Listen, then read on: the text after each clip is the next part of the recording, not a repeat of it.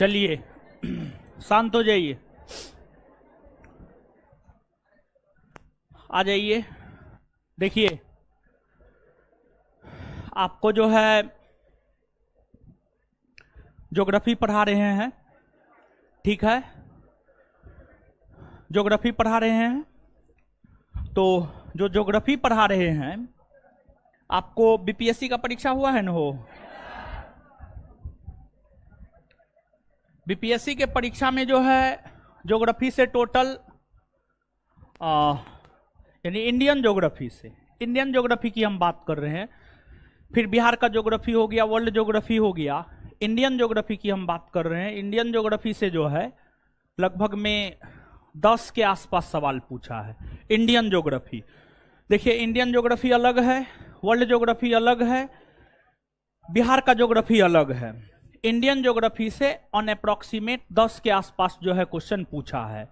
तो Indian geography से जो 10 के आसपास प्रश्न पूछा है, उसमें देखिए आप मात्र दूसरा चैप्टर पढ़ रहे हैं और सिर्फ 2 चैप्टर पढ़ के आप बीपीएससी के 10 प्रश्न में से 3 से 4 प्रश्न सॉल्व कर सकते हैं। मतलब आप जो पढ़ रहे हैं, मतलब आप सही डायरेक्शन में जा रहे हैं। हम बार बार कहते हैं, आप जिस भी परीक्षा की तैयारी करते हैं, वो परीक्षा जो है, उस परीक्षा के क्वेश्चन बैंक को आपको देखना चाहिए। और आप बिहार के भीतर किसी भी परीक्षा की तैयारी करते हैं, तो बिहार का जो सबसे बड़ा परीक्षा है बीपीएससी के क्वेश्चन को तो आपको निश्चित तौर पर देखना ही चाहिए, 100% देखना चाहिए। तो अब देखिए आपको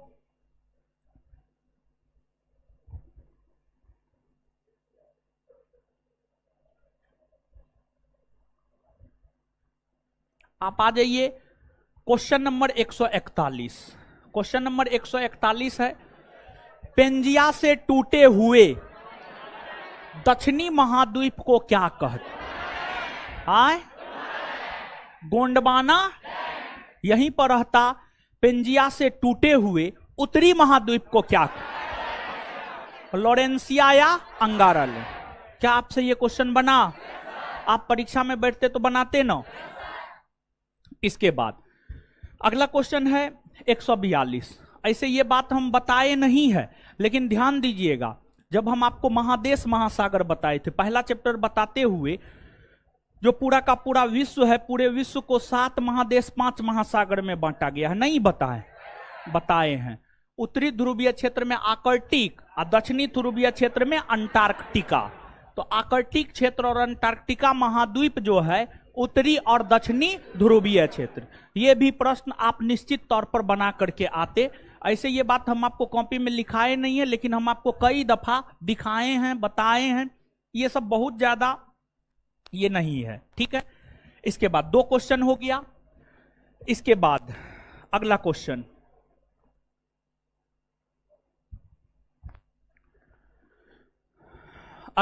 है म्यांमार के साथ भारत के किन राज्यों की सीमा बनती है?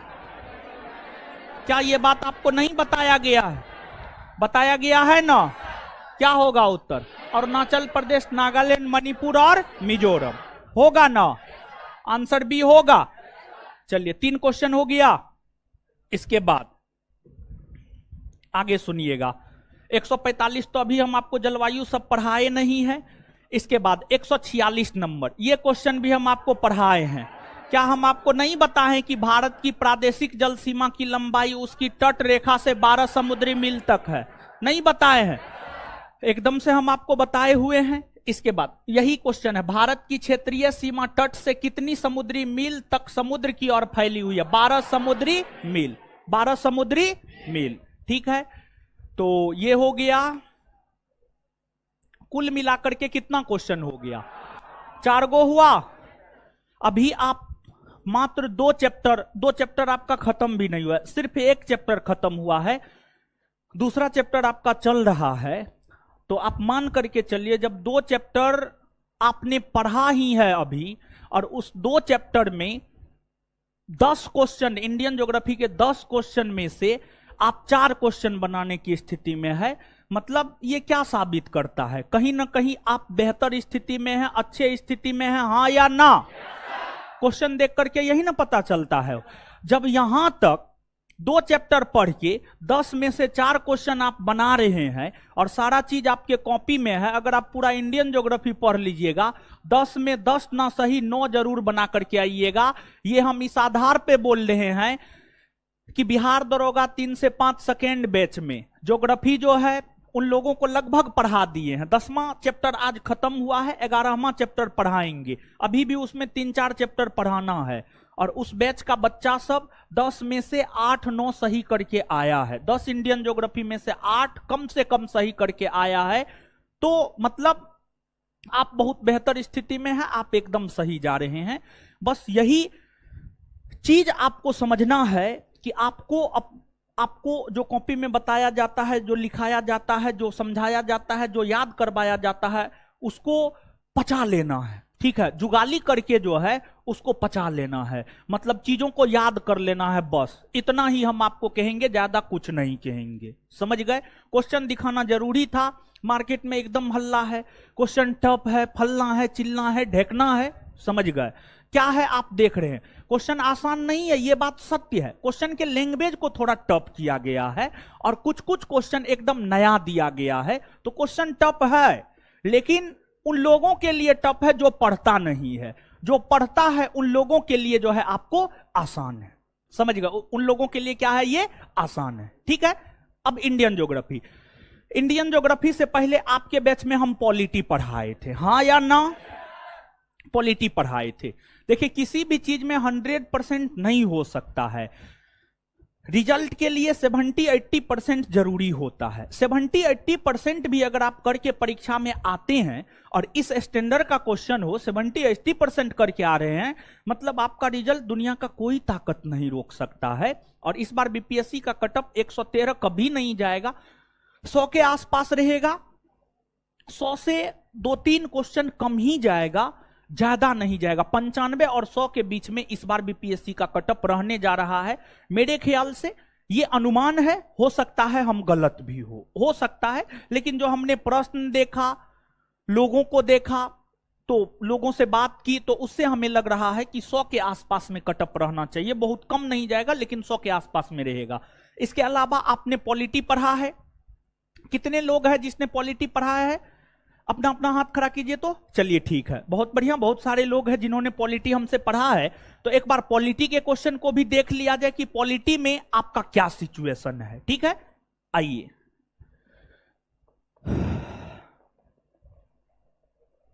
और इतिहास के विषय में जो है सुबह 8 से 10 वाला बैच में इतिहास खत्म होने जा रहा है, वहां पर इतिहास के विषय में चर्चा कर दिए हैं। और सुबह 8 से 10 कोई बच्चा पढ़ते हैं? सुबह 8 से 10 पढ़ते हैं? सुबह 8 से 10 में हर चीज स्पष्ट किए थे। मैक्सिमम क्वेश्चन जो है आपके पुराना नोट से है, कॉपी से है। समझ गए? तो अब एक बार आ जाइए, यहां पर जो है हम लोग पॉलिटी को देख लेते हैं। ठीक है, पॉलिटी में देखिए टोटल 10 क्वेश्चन है। ठीक है, 41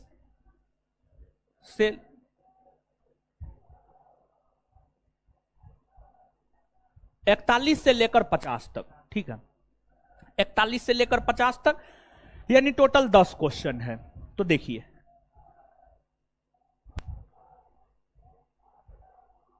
क्या है, क्या है, क्या है? और पुलवामा, हाँ हाँ हाँ हाँ हाँ, ये तो बड़ी बहुत बहुत बड़ी दर्दनायक घटना है। ठीक है, चलिए चलिए देखिए, ध्यान दीजिएगा। 41 नंबर को छोड़ दीजिए, ये आपसे नहीं बनेगा। ठीक है, 42 नंबर पर आइए। 42 नंबर, एक पंचायत समिति किस स्तर पर एक पंचायती राज संरचना का संचालन करती है? देखिए, बलवंत राय मेहता समिति ने 3 स्तरीय पंचायती राज की सिफारिश की। ग्राम स्तर पर ग्राम पंचायत, ब्लॉक स्तर पर पंचायत समिति, और जिला स्तर पर जिला। कॉपी में नहीं लिखाए हैं, नहीं बताए हैं, बताए हैं, लिखाए भी हैं। कॉपी जाकर के पलट के देख लीजिएगा, आंसर हो जाएगा इसका ब्लॉक स्तर। आपके कॉपी से है? ठीक। इसके बाद निम्नलिखित में से किसे समुदाय विकास के पहले कार्यक्रम के रूप में स्थापित किया गया था? राष्ट्रीय विस्तार सेवा। राष्ट्रीय विस्तार सेवा, यह भी बात पंचायती राज संस्था में आपको लिखाया गया है, आप जाकर के देख लीजिएगा, ठीक है। इसके बाद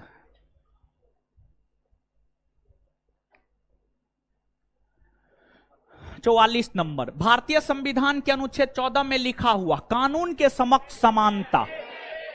अनुच्छेद 14 जब बताए हैं तो वहां पर बताए हुए कानून के समक्ष समानता और कानून का समान संरक्षण। तो कानून के समक्ष समानता ब्रिटेन और कानून का समान संरक्षण अमेरिका। कहां से? अमेरिका। तो इसका आंसर हो जाएगा आपको ब्रिटेन। यह भी आपके कॉपी का है।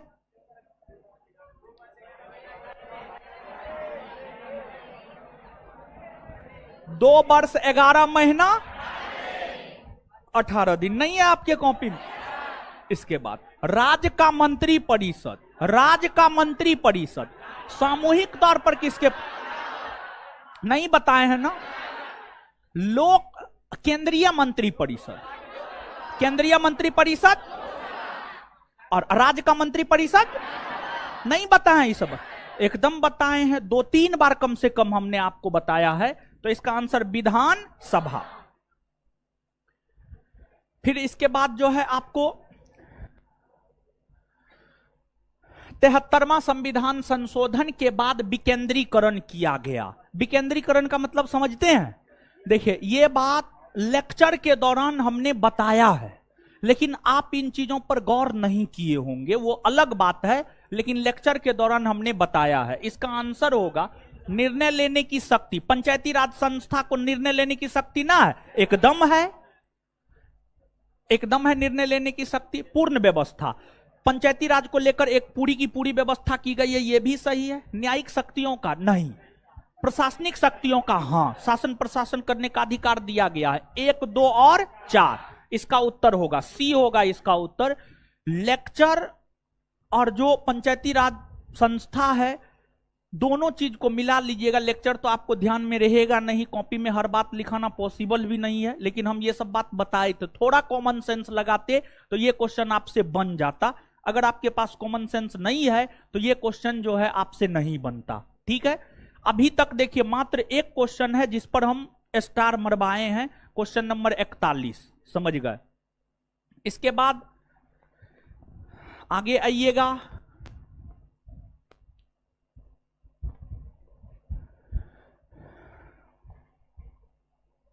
चलिए, ई क्वेश्चन का जवाब नहीं दिए तो नानी याद दिला देंगे हम। ये सब क्वेश्चन का जवाब नहीं दिए ना तो नानी याद हम सबको दिला देंगे। राज्यसभा में प्रतिनिधियों में शामिल, एक बात बताइए, राज्यसभा में 2 प्रकार का सदस्य होता है। राज्यसभा में अधिकतम 250 गो सदस्य होता है, 12 गो मनोनीत और 238 गो निर्वाचित।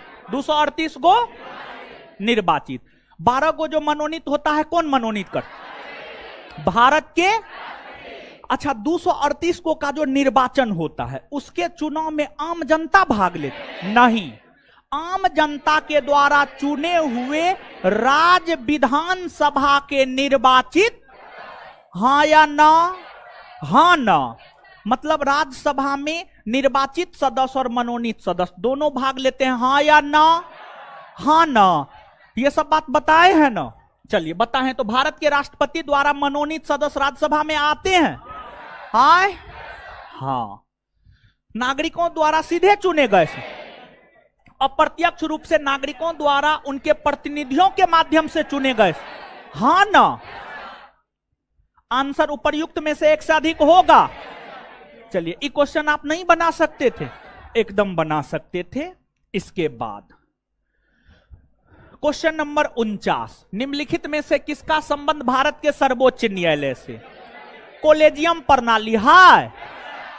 राष्ट्रपति सुप्रीम कोर्ट, हाई कोर्ट के न्यायाधीश की नियुक्ति कोलेजियम के माध्यम से ही न करता है, तो सुप्रीम कोर्ट से कोलेजियम का संबंध है या नहीं है?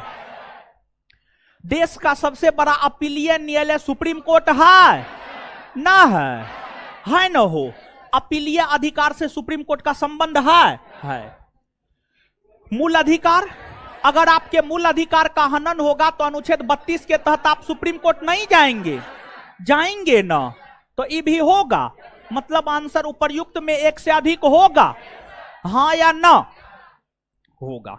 ठीक है, इसके बाद आगे 73वां संविधान संशोधन अधिनियम के तहत पंचायती राज संस्थाओं में चुनाव लड़ने के लिए न्यूनतम कितना 21 वर्ष ना, 41 से 50। सिर्फ क्या गो क्वेश्चन आप फंसे? एगो ना क्वेश्चन। और वो क्वेश्चन देखिए, हम जिस बुक को फॉलो करते हैं हम बता देते हैं। एम लक्ष्मीकांत फॉलो करते हैं, एम लक्ष्मीकांत दृष्टि क्विक बुक, ये 2 बुक को हम फॉलो करते हैं। तीसरा हम कोई बुक नहीं देखते हैं आपको पढ़ाने के लिए। अगर और भी चीज है, हमें अपना मेंस का कॉपी तैयार करना है तो उसके लिए हम सुभाष कश्यप, डीडी बसु, ये सब बुक भी देखते हैं। तो देखिए, जो एक क्वेश्चन में आप फंसे हैं उस एक क्वेश्चन का विवरण ना एम लक्ष्मीकांत में है ना दृष्टि क्विक बुक में है। अगर उसमें होता तो आप वो क्वेश्चन भी बना लेते। 10 में से 9 क्वेश्चन बनाने की स्थिति में आप हैं, तो आप स्वयं डिसाइड कीजिए कि 10 में से 9 क्वेश्चन आपसे बन रहा, मतलब 90% क्वेश्चन जो है आपसे बन रहा है, मतलब 90% चीज आपके कॉपी में है। 90% में आपको अगर 100% कॉपी याद है तो 70 से 80% क्वेश्चन बना करके आप निश्चित तौर पर आएंगे। मतलब ज्योग्राफी के साथ साथ इंडियन पॉलिटी भी आपको क्या स्पष्ट करता है? बीपीएससी जैसे अच्छे एग्जाम जिसको लेकर के मार्केट में ये हवा है कि बहुत टफ क्वेश्चन है, आप हमारे सेगमेंट में आइए ना, कहां टफ है? जो पढ़ाए हैं, जो आपके कॉपी में है, वहीं से ना क्वेश्चन है। बस जरूरत है आप जो इधर उधर मुंह मारते हैं ना, मतलब ई किताब ऊ किताब ऊ किताब, ठीक है, 72 गो किताब में जो मुंह मारते हैं ना, 72 गो किताब में मुंह मारने की जरूरत नहीं है आपको। आपको सिर्फ जरूरत इस बात की है कि आप कॉपी को चाट जाइए। समझिए, कॉपी को चाट जाइए, मतलब कॉपी में जो फैक्ट है उसका जुगाली करके जो है उसको पचा जाइए। परीक्षा में जब बीपीएससी जैसे परीक्षा में, जबकि पहले की तुलना में बीपीएससी इस बार, जो लोग कह रहा है, पहले की तुलना में बीपीएससी पॉलिटी में भी इस बार थोड़ा स्टैंडर्ड प्रश्न पूछा है। जब इस स्टैंडर्ड प्रश्न को आप आसानी से सॉल्व कर लेते हैं तो क्या अन्य प्रश्न को आप नहीं सॉल्व कर पाएंगे? एकदम कर पाएंगे। आप विश्वास रखें, पॉलिटी में जितना आपको बताया गया है क्वेश्चन बन रहा है आपसे, मतलब आपने सही पढ़ा है, हां या ना? हाँ ना? चलिए ठीक है, तो अब हम लोग आ जाते हैं, पढ़ना शुरू कर देते हैं। ठीक है, चलिए।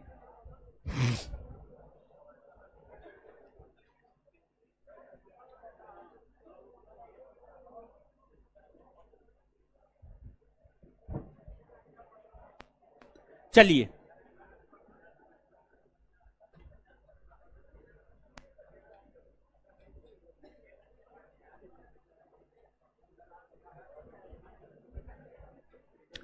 श्री जी शुक्रिया, राम बालक शर्मा सही है, ऐसे ही पढ़ते जाइए। हाँ, बायो का भी मैच किया है, नोट से बायो का भी मैच किया है। अरे जो हम लोगों के नोट से मैच किया है, अगर नहीं किया है तो आप मान करके चलिए वो किसी के नोट से मैच नहीं किया होगा। ये बात हम लिख करके आपको दे सकते हैं, क्योंकि सबसे बेहतरीन ऑथेंटिक और साथ ही साथ जो है सबसे अपडेटेड नोट हम ही लोग का है। सबसे अपडेटेड नोट हम लोग का है, सबसे ज्यादा क्वेश्चन का कलेक्शन हम लोगों का है। अगर हम लोगों से मैच नहीं किया तो किसी से मैच कर ही नहीं सकता। हम ये बात लिख करके आपको दे सकते हैं। बायो से भी मैच किया है, समझ गए? चलिए, तो अब आ जाइए, पढ़ते हैं ज्योग्राफी। मतलब ज्योग्राफी में भी अब कोई कंफ्यूजन नहीं ना है आपको, देख लिया ना आप अपने सामने में, समझ गए? तो इसलिए मजा में अपना पढ़ते जाइए और क्वेश्चन बनते जाएगा आपसे, समझ गए? चलिए देखिए, अगर आप हमसे बुक पूछ रहे हैं, कुछ लोग कमेंट में बुक पूछ रहे हैं, तो देखिए हम यहां पे बुक बता देते हैं। ऐसे कल एक यूट्यूबर आया था, बहुत रिक्वेस्ट किया, उसको बाइट दिए हैं, वो अपना अपलोड करेगा, देख लीजिएगा। खैर आप लोग को पहले हम बता देते हैं। हिस्ट्री, पॉलिटी, ज्योग्राफी और करंट, ये 4 सेगमेंट मेरा है। और हमको लगता है कि जो बुक अभी हम आपको सजेस्ट करने जा रहे हैं, इस बुक को अगर आप पढ़ लेते हैं ना, बिहार का कोई भी परीक्षा हो उसमें हिस्ट्री, पॉलिटी, ज्योग्राफी में आप 80% प्लस क्वेश्चन बना करके आइएगा। लेकिन उस बुक को फॉलो करना आसान नहीं है, मुश्किल है। इसलिए हर कोई फॉलो कर ही नहीं सकता है, इसलिए हर कोई परीक्षा पास कर ही नहीं सकता है। देखिए हिस्ट्री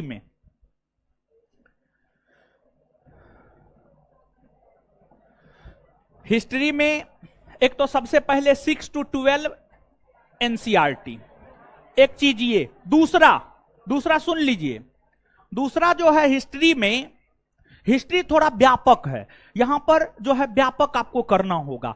मॉडर्न बिहार दरोगा बीपीएससी जो है 4 गो क्वेश्चन प्राचीन से, 6 गो मध्यकालीन से, 22 गो आधुनिक भारत से पूछा है। तो प्राचीन मध्यकालीन में बहुत ज्यादा दिमाग नहीं लगाना है, प्राचीन मध्यकालीन में बहुत ज्यादा दिमाग नहीं लगाना है, लेकिन आधुनिक में दिमाग लगाना है। 6 to 12 एनसीईआरटी, इसके अलावे संस्थान का नोट और इसके अलावे एक बुक बीएल ग्रोवर का आधुनिक भारत का इतिहास, काफी ऑथेंटिक डाटा है उसका। बीएल ग्रोवर, समझ गए, बीएल ग्रोवर का आधुनिक भारत का इतिहास, आधुनिक भारत का इतिहास। इतना अगर आप कर लेते हैं ना, तो इतिहास में आपसे प्रश्न नहीं छूटेगा। ये करना मुश्किल है, लेकिन जो करेगा वो रिजल्ट पाएगा, जो नहीं करेगा रिजल्ट नहीं पाएगा।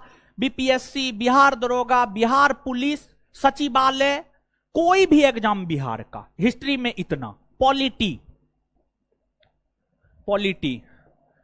संस्थान का कॉपी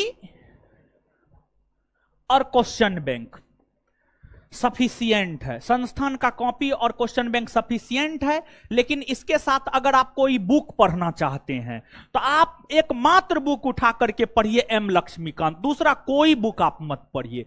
72 बुक पढ़ने से अच्छा है एक ही बुक को 72 बार पढ़े और एक ही बुक को बार बार पढ़े। पॉलिटी में एम लक्ष्मीकांत, कॉपी और संस्थान के क्वेश्चन बैंक के अलावा एम लक्ष्मीकांत, ठीक है। नहीं भी पढ़िएगा तो कॉपी सबसे कम चल जाएगा, आप देख रहे हैं यहां पर। इसके बाद ज्योग्राफी, अगर हम ज्योग्राफी की बात करें तो ज्योग्राफी में जो है आपका कॉपी, और अगर कोई बुक करना चाहते हैं तो महेश कुमार बर्नवाल का भूगोल एक समग्र, महेश कुमार बर्नवाल, उसका एनसीईआरटी वाला नहीं उठा लीजिएगा। महेश कुमार बर्नवाल जिस बुक के लिए सबसे ज्यादा प्रसिद्ध हुआ है, महेश कुमार बर्नवाल, देखिए हर किसी का अपना एक विशेषता होता है। महेश कुमार बर्नवाल जिस बुक के लिए लोकप्रिय हुआ है, जो बुक उसका मार्केट में सबसे ज्यादा लोकप्रिय हुआ है, जिसके बल पर वो अन्य चीजों का मार्केटिंग किए हैं, भूगोल एक समग्र बाय महेश कुमार बर्नवाल। ये बुक उनका काफी अच्छा बुक है, समझ गए। बाद बाकी तो लोग मार्केटिंग कर लेता है, वो अलग चीज है, समझ गए। इतना सफिशिएंट है। इतना बुक करके बीपीएससी, बिहार का कोई एग्जाम, ग्रुप डी से लेकर के बीपीएससी तक प्रश्न नहीं छूटेगा। हम लिख करके ये बात दे सकते हैं, अगर आप इन बुक को और संस्थान के कॉपी को अच्छे से कर लिए तो, ठीक है। इसके अलावा एक समस्या है करेंट, ठीक है। इसके अलावा जो है एक समस्या है आपको करेंट की हम बात करें तो करेंट में 2-3 सोर्स अपनाना होगा, क्योंकि किसी भी एक बुक से सीधे तौर पर करेंट नहीं पूछा जाता है। हम यहां पर करेंट के लिए आपको बताना चाहेंगे कि आप जो है एक परीक्षा मंथन का बुक आता है 3 माह पर, ठीक है। त्रैमासिक परीक्षा मंथन का बुक आता है। तो परीक्षा मंथन का जो है 3 महीना वाला जो बुक आता है ना, वो 3 माह वाला बुक, ठीक है। इसके बाद जो है एक एसपीडी, समझ गए, एक एसपीडी, इतना करेंगे आपका काम हो जाएगा। एक एसपीडी मासिक जो आता है और परीक्षा मंथन जो त्रैमासिक आता है, बस इतना करके जो है आपका काम चल जाएगा, समझ गए। है हमको नहीं पता है, वो सब हम नहीं देखे हैं। हम जो देखते हैं हम सिर्फ उसी की बात करते हैं, जो हम देखते नहीं है, जो हमको पता नहीं है, उसकी बात हम नहीं करते हैं, ठीक है। हम अपने विद्यार्थी को जिस आधार पे गाइड करते हैं, जिस आधार पे गाइड करके लोगों को सफलता तक पहुंचाए हैं, वो यही सब है, ठीक है, यही सब है। इतना पर ही बिहार स्पेशल, बिहार स्पेशल में बड़ी बुक है, समझ गए, लेकिन इस बार का जो बिहार स्पेशल है अधिकतर प्रकाशन फ्लॉप किया है, समझ, अधिकतर प्रकाशन फ्लॉप किया है, ऐसा ऐसा क्वेश्चन ही पूछा है, समझ गए। तो बिहार स्पेशल थोड़ा सा हमको देखना होगा, अभी हम बिहार स्पेशल के विषय में बिना देखे कहे सुने नहीं बता सकते हैं, समझ गए। अब कुछ भी हम बोल देंगे तो ये सही नहीं होगा। ये सब बुक हम स्वयं पढ़े हैं, हम स्वयं देखे हैं, और ये सब बुक पढ़ा करके जो हम विद्यार्थी को पास करवाए हैं। बिहार स्पेशल थोड़ा सा हमको देखना होगा, समझ गए, तब हम बाद में बता देंगे। इतना बात क्लियर। बुक गाइड करना जरूरी था, इसलिए यहां पर हम गाइड कर दिए। अब आइए, अब हम लोग पढ़ते हैं, ठीक है। हम जो पढ़ाते हैं हम वही ना बताएंगे। अब आम के मौसम में इमली खोजिएगा, मिलेगा? हमसे पूछिएगा हिस्ट्री, पॉलिटी, ज्योग्राफी, करेंट के अलावा, तो हम थोड़े कुछ बता पाएंगे, नहीं बता पाएंगे। वो हमको देखना होगा तब हम बता पाएंगे, क्योंकि अब हम परीक्षा भी नहीं दे रहे हैं। अगर हम परीक्षा दे रहे होते तो हम आपको बता देते, हर चीज बता देते। अब तो परीक्षा भी नहीं देते हैं। खैर, अब फिर से सोचे हैं कि एक बार देना है बीपीएससी। बोलिए क्या पूछ रहे हैं, जल्दी पूछिए, पढ़ाना भी है। बिहार दरोगा का, बिहार दरोगा का, हाँ, अपना क्वेश्चन बैंक बिहार दरोगा का बहुत जल्दी आ जाएगा, इस माह में आ जाएगा, ठीक है। देखिए 15 फरवरी बोले थे, हम नहीं पढ़े हैं वो सब बुक, हम नहीं पढ़े हैं, ठीक है। हम बहुत सीमित बुक पढ़ते हैं, ठीक है, नहीं पढ़े हैं हम, बहुत पब्लिकेशन का नहीं पढ़ते हैं। क्वेश्चन बैंक बीपीएससी के लिए, बीपीएससी के लिए क्वेश्चन बैंक अप्रैल तक आ जाएगा। बीपीएससी का क्वेश्चन बैंक अप्रैल तक आ जाएगा, और बिहार दरोगा का क्वेश्चन बैंक इस माह के लास्ट तक आ जाएगा, इस माह के लास्ट तक। बिहार दरोगा का, बीपीएससी का अप्रैल माह तक आ जाएगा, ठीक है। चलिए अब आइए,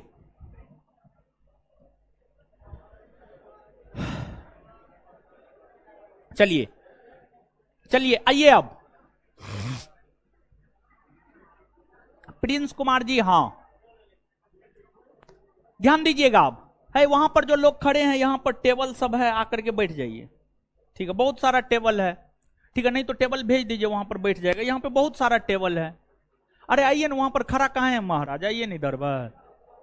अरे आप ही लोग को बोल रहे हैं जो खड़ा है वहां पे, ठीक है, रहिए खड़ा है। सुनिए, अब आइए, अब आइए।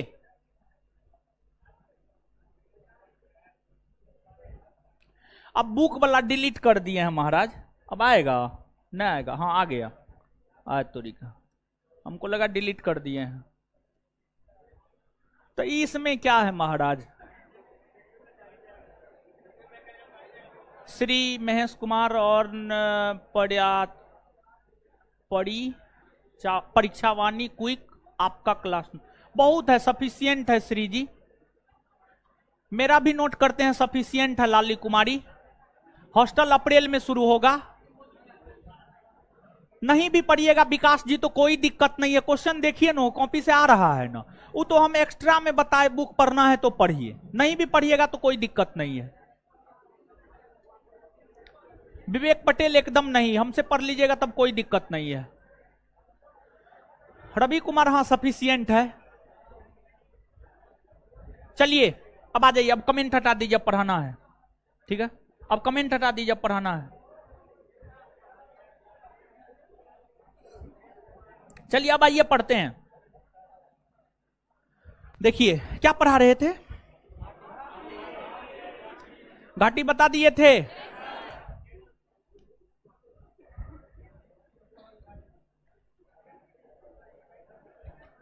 चलिए एक आध गो पॉइंट और लिखिए तो फिर आगे बढ़ जाएंगे हम लोग।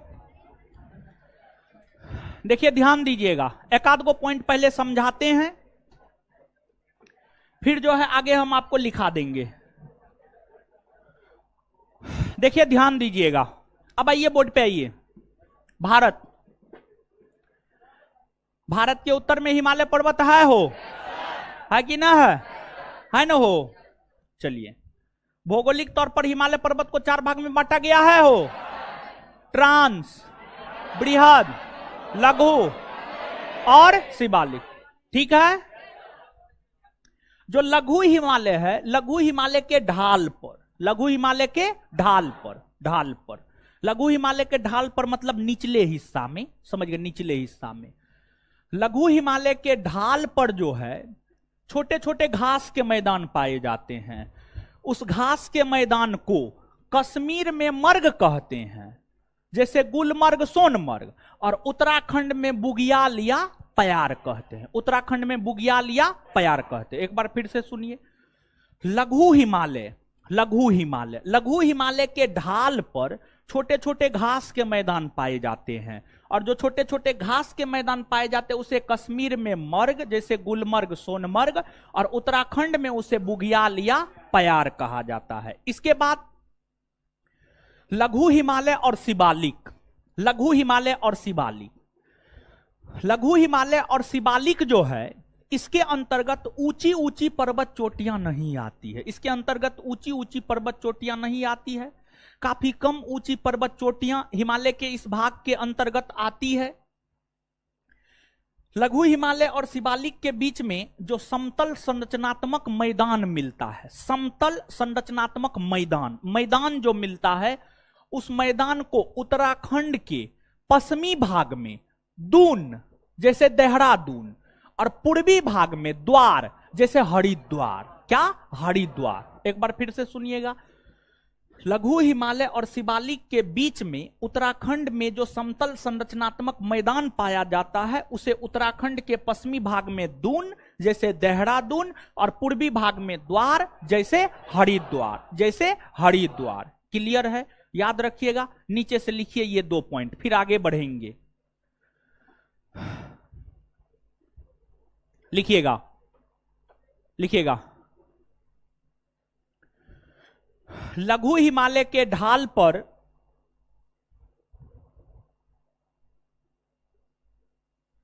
लघु हिमालय के ढाल पर छोटे छोटे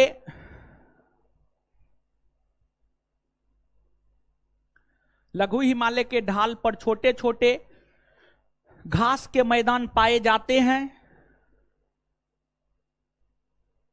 लघु हिमालय के ढाल पर छोटे छोटे घास के मैदान पाए जाते हैं, छोटे छोटे घास के मैदान पाए जाते हैं, जिसे कश्मीर में मर्ग, जिसे कश्मीर में मर्ग, जैसे गुलमर्ग सोनमर्ग, जैसे गुलमर्ग सोनमर्ग,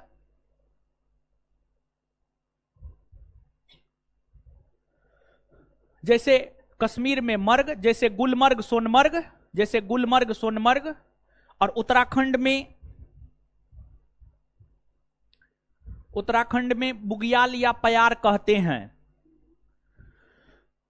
और उत्तराखंड में बुगियाल या प्यार कहते हैं।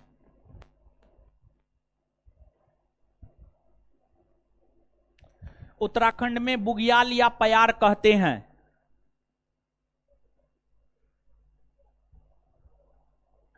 आगे स्टार मार के लिखिएगा। लघु हिमालय और शिवालिक के बीच में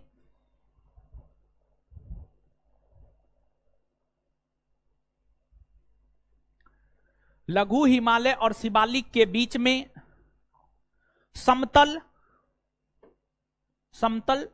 संरचनात्मक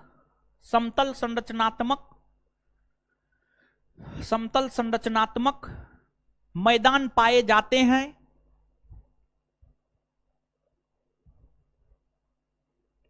समतल संरचनात्मक मैदान पाए जाते हैं। समतल संरचनात्मक मैदान पाए जाते हैं, जिसे पश्चिम में दून, जिसे पश्चिम में दून, जिसे पश्चिम में दून, जैसे देहरादून, देहरादून, और पूरब में द्वार, और पूरब में द्वार, जैसे हरिद्वार, पूरब में द्वार, जैसे हरिद्वार कहा जाता है।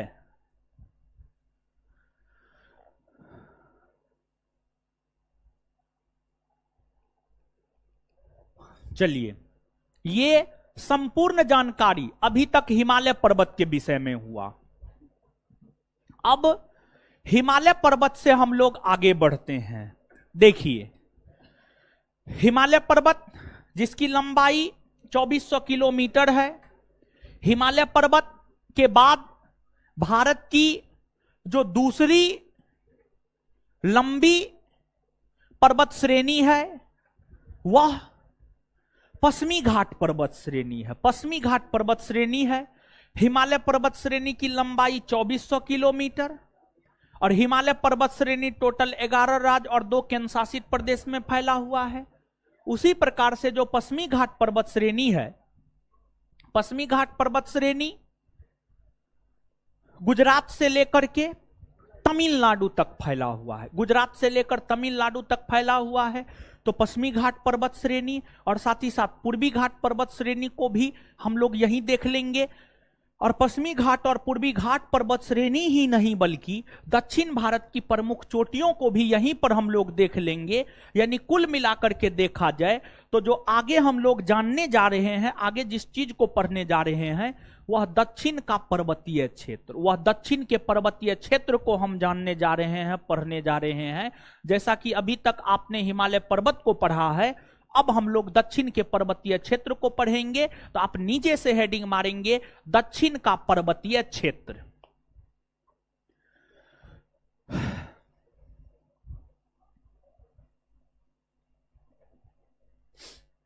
दक्षिण का पर्वतीय क्षेत्र,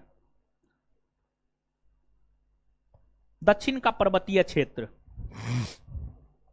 दक्षिण का पर्वतीय क्षेत्र। देखिए ध्यान दीजिएगा भाई जी लोग, दक्षिण पहला चैप्टर में ही बता दिए थे, उत्तर दक्षिण पूर्व पश्चिम। दक्षिण के पर्वतीय क्षेत्र, भारत के दक्षिणी भाग के पर्वतीय क्षेत्र को देख रहे हैं, मतलब इस एरिया के पर्वतीय क्षेत्र को देखेंगे। ठीक है, अब देखिएगा यहां पर भारत के दक्षिणी भाग में, दक्षिणी पश्चिमी भाग में, भारत के दक्षिणी पश्चिमी भाग में एक आपको पश्चिमी घाट पर्वत श्रेणी है। पश्चिमी घाट पर्वत श्रेणी इस प्रकार से फैली हुई है। पश्चिमी घाट पर्वत श्रेणी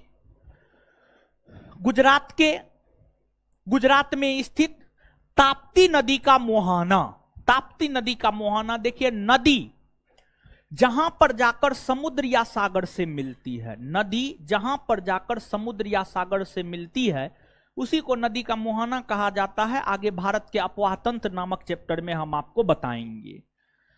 पश्चिमी घाट पर्वत श्रेणी गुजरात में ताप्ती नदी के मुहाना से लेकर तमिलनाडु के नीलगिरी पहाड़ी तक फैला हुआ है। कुल मिलाकर के देखेंगे तो 6 राज्य में फैला हुआ है। कितना राज्य में? 6 राज्य।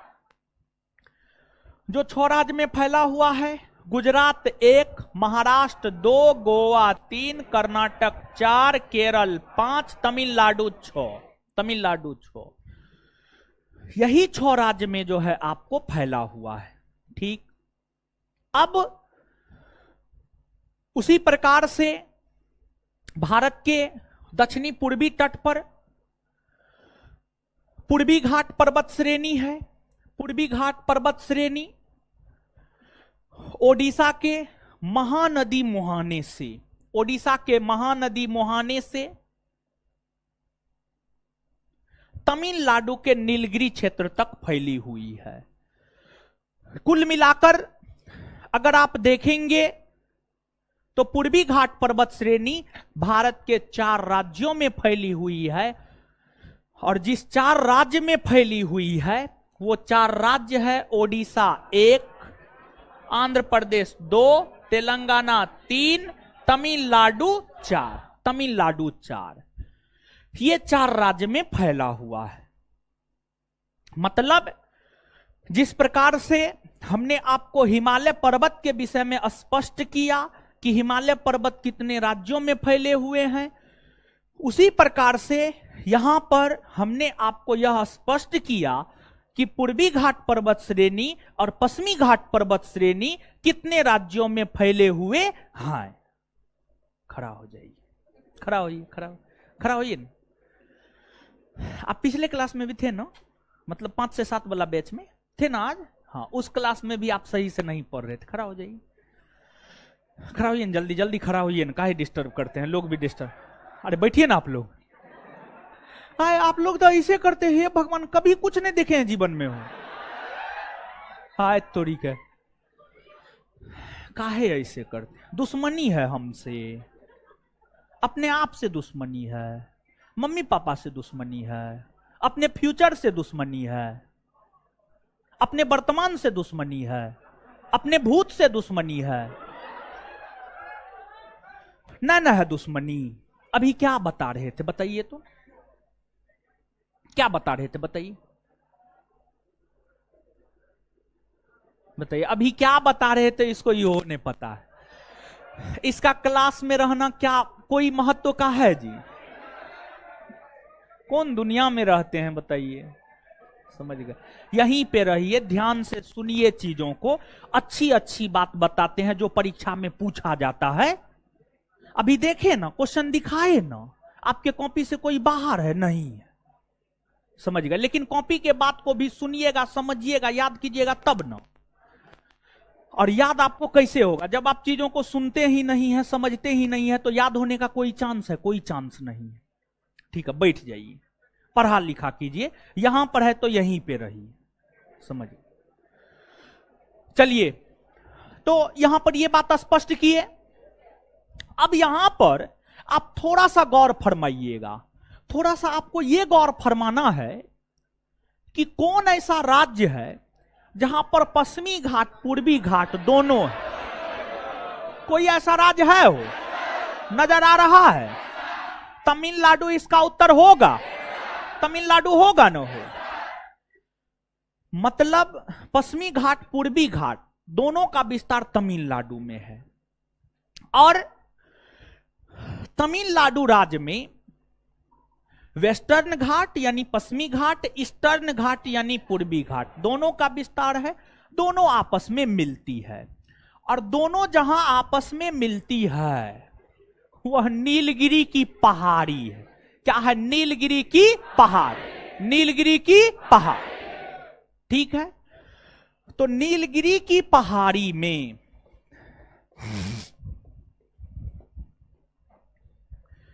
पूर्वी घाट पश्चिमी घाट दोनों आपस में मिलती है।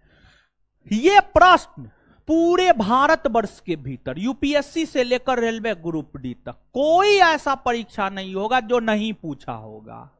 लेकिन कुछ ऐसे छात्र हैं जो क्वेश्चन बैंक देखते ही नहीं है, जो पढ़ते ही नहीं है, वो इस प्रकार के क्वेश्चन को भी गलती करके आते हैं। और पढ़ा हुआ चीज को गलती करके आना अपने पैर पर कुल्हाड़ी मारने के समान है, देशद्रोही होने के समान है, अगर आप पढ़ा हुआ चीज गलती करके आते हैं, समझ गए? अब नीलगिरी के अंतर्गत एक पर्वत चोटी है, उसका नाम है दोदा बेटा, दोदा बेटा। और जो दोदा बेटा है, दोदा बेटा की ऊंचाई है 2637 मीटर। नीलगिरी की सबसे ऊंची चोटी दोदा बेटा, और दोदा बेटा की ऊंचाई 2637 मीटर, 2637 मीटर, ठीक है। अब जो नीलगिरी क्षेत्र है, नीलगिरी का जो पहाड़ी इलाका है, नीलगिरी के पहाड़ी इलाका में एक विशेष प्रकार की जनजाति रहती है जिसको हम लोग टोडा जनजाति कहते हैं। यह भी ऐसा प्रश्न है, यूपीएससी से लेकर ग्रुप डी तक कोई परीक्षा नहीं होगा जो इस प्रश्न को नहीं पूछा होगा। किस क्षेत्र में टोडा नामक जनजाति पाई जाती है? तो इसका उत्तर होगा नीलगिरी। और जो टोडा जनजाति है पशुपालक जनजाति है, पशु का पालन किया करती है, गाय, भैंस, बैल, बकरी, भेड़, ऊंट, इन सभी का पालन पोषण किया करती है। और इन जनजाति में, इस जनजाति में जो है बहुपति विवाह, बहुपति विवाह, बहुपति विवाह का प्रचलन है। एगो बहुपति विवाह होता है और एगो बहुपत्नी विवाह होता है। बहुपत्नी विवाह, बहुपति विवाह मतलब एक औरत के एक से अधिक पति, एक से अधिक पति, मतलब औरत एक है उसके 4-5 पति है, मतलब बहुपति प्रथा। बहुपत्नी प्रथा मतलब एक पुरुष है उसकी 3 पत्नी है। राजा दशरथ बहुपत्नी प्रथा के उदाहरण है, बहुपत्नी प्रथा के उदाहरण है, क्योंकि राजा दशरथ की 3 बीबी थी, कौशल्या, केकई, संघमित्रा। क्या? कौशल्या, केकई, सुमित्रा, सॉरी सुमित्रा, कौशल्या, केकई, सुमित्रा। हाँ, कौशल्या, केकई, सुमित्रा। हाँ हाँ, ठीक ठीक। चलिए अब सुनिएगा, यहां पर सुनिएगा, देखिए।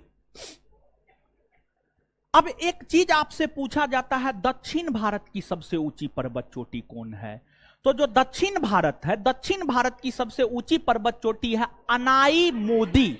अनाई मोदी, अनाई मोदी दक्षिण भारत की सबसे ऊंची पर्वत चोटी है। और जो अनाई मोदी है, नीलगिरी के दक्षिणी भाग में, नीलगिरी के दक्षिणी भाग में यहां पर अनाई मोदी है। और अनाई मोदी केरल और तमिलनाडु के सीमा पर है। केरल और तमिलनाडु के सीमा पर अनाई मोदी है,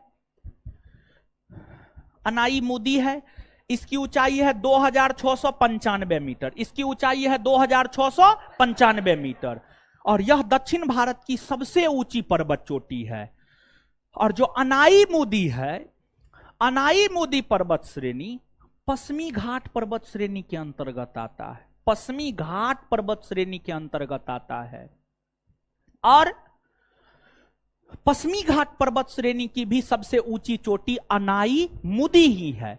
मतलब अनाई मोदी दक्षिण भारत की तो सबसे ऊंची चोटी है ही, साथ ही साथ जो अनाई मोदी है, यह पश्चिमी घाट पर्वत श्रेणी की भी सबसे ऊंची पर्वत चोटी है। इसी प्रकार से आपसे पूछा जाता है, पूर्वी घाट पर्वत श्रेणी की सबसे ऊंची पर्वत चोटी कौन है?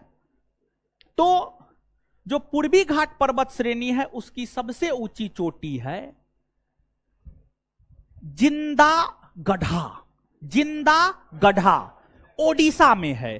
सॉरी आंध्र प्रदेश, आंध्र प्रदेश में, आंध्र प्रदेश के विशाखापत्तनम में, आंध्र प्रदेश के विशाखापत्तनम में जिंदागढ़ा, जिंदागढ़ा या जिंदबाड़ा भी कहीं पर मिल जाएगा। जिंदागढ़ा या जिंदबाड़ा भी मिल जाएगा। यही पूर्वी घाट की सबसे ऊंची पर्वत चोटी है। इसकी ऊंचाई है 1690 मीटर, 1690 मीटर। अगर ऑप्शन में जिंदागढ़ा ना हो, कभी काल ऑप्शन में जिंदागढ़ा नहीं देता है, और अगर ऑप्शन में जिंदागढ़ा नहीं हो तो इस कंडीशन में पूर्वी घाट की सबसे ऊंची चोटी महेंद्रगिरी हो जाएगा। महेंद्रगिरी ओडिशा में है। इसकी ऊंचाई है 1501 मीटर, 1501 मीटर। ध्यान रखिए, अगर जिंदागढ़ा ऑप्शन में है तो हर कंडीशन में जिंदागढ़ा को मारना है। अगर ऑप्शन में नहीं है जिंदागढ़ा तो फिर महेंद्रगिरी को मारना है, जो कि ओडिशा में स्थित है। इतना बात कुछ समझ में आया है, हाँ या ना? अब नीचे से लिखना प्रारंभ कीजिए।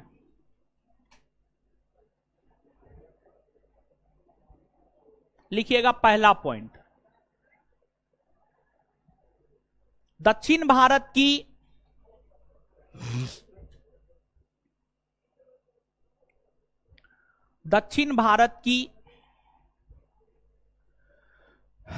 दक्षिण भारत की सबसे ऊंची पर्वत चोटी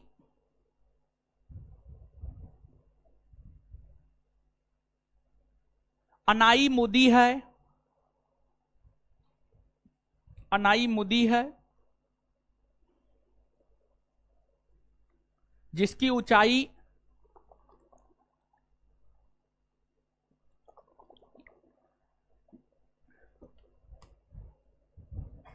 जिसकी ऊंचाई 2695 मीटर है, जिसकी ऊंचाई 2695 मीटर है। यही पर्वत श्रेणी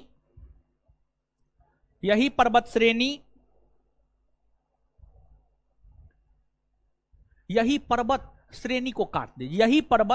यही पर्वत श्रेणी को काट दीजिए। यही पर्वत पश्चिमी घाट पर्वत श्रेणी की भी, यही यही पर्वत पश्चिमी घाट पर्वत श्रेणी की, यही पर्वत पश्चिमी घाट पर्वत श्रेणी की भी सबसे ऊंची पर्वत चोटी है।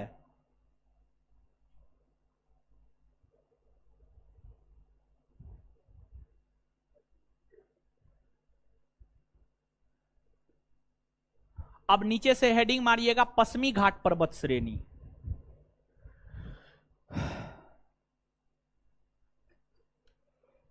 पश्चिमी घाट पर्वत श्रेणी,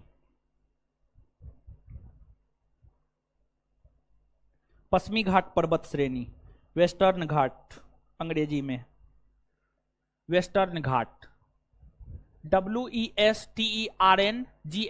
घाट, वेस्टर्न घाट डैश देकर। हिमालय के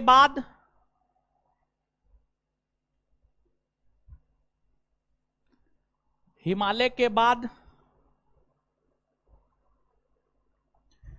भारत की दूसरी सबसे लंबी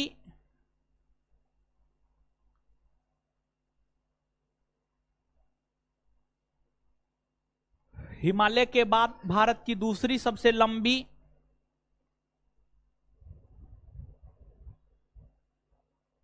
पर्वत श्रेणी, हिमालय के बाद भारत की दूसरी सबसे लंबी पर्वत श्रेणी पश्चिमी घाट पर्वत श्रेणी है।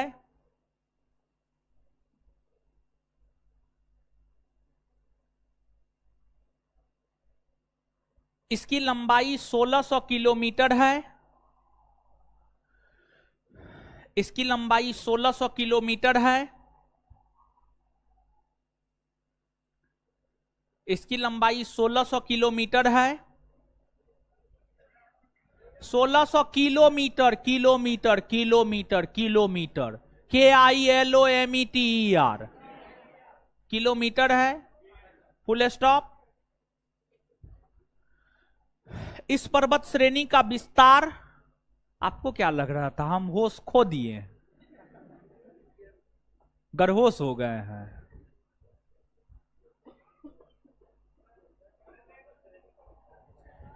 इस पर्वत श्रेणी का विस्तार गुजरात में स्थित ताप्ती नदी के मुहाने से, इस पर्वत श्रेणी का विस्तार गुजरात में स्थित ताप्ती नदी के मुहाने से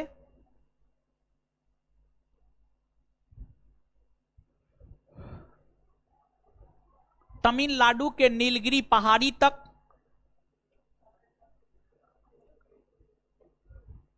इस पर्वत श्रेणी का विस्तार गुजरात में स्थित ताप्ती नदी के मुहाने से, इस पर्वत श्रेणी का विस्तार गुजरात में स्थित ताप्ती नदी के मुहाने से तमिलनाडु के नीलगिरी पहाड़ी तक,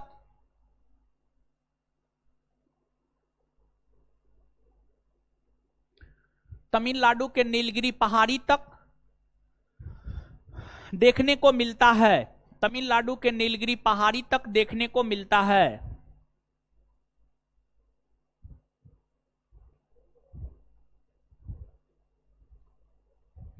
फुल स्टॉप।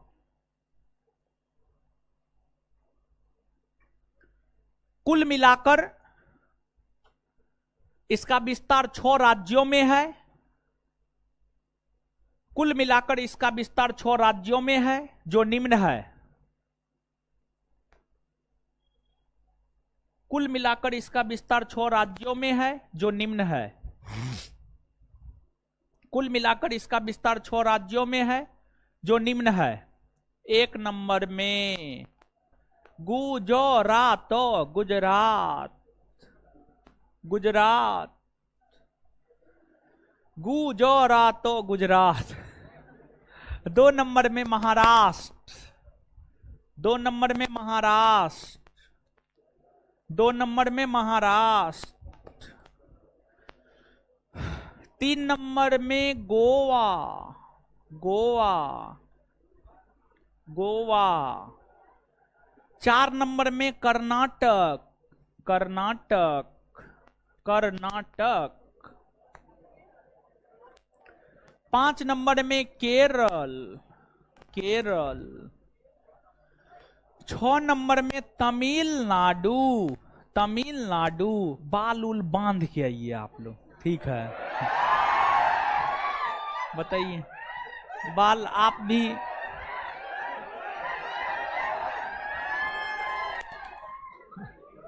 देखिए, बाल बांध के आने के लिए इसलिए बोल रहे हैं, ठीक है। देखिए, लड़की को दो काम निश्चित तौर पर करना चाहिए मेरे ख्याल से। एक, दुपट्टा जरूर ओढ़ना चाहिए। दूसरा, बाल जरूर बांध के आना चाहिए, समझ गए। ऐसे भारत में पहनने ओढ़ने की स्वतंत्रता है, इसलिए हम कुछ नहीं बोलते हैं। लेकिन जो लड़की दुपट्टा ओढ़ के नहीं आती है, हमको सच में ठीक नहीं लगती है, समझिएगा। तो लिखना प्रारंभ कीजिए अब आप। और देखिए, बाल बांध के आने के लिए इसलिए बोले, उससे सुंदरता का कोई रिलेशन नहीं है। देखिए, बाल खोल के आती है, बाल बड़ा रहता है, पीछे वाली को डिस्टरबेंस होता है, समझ गए।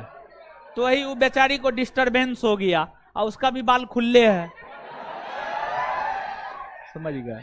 बाल बांध के आइए, ठीक है। अरे लिखिए अब,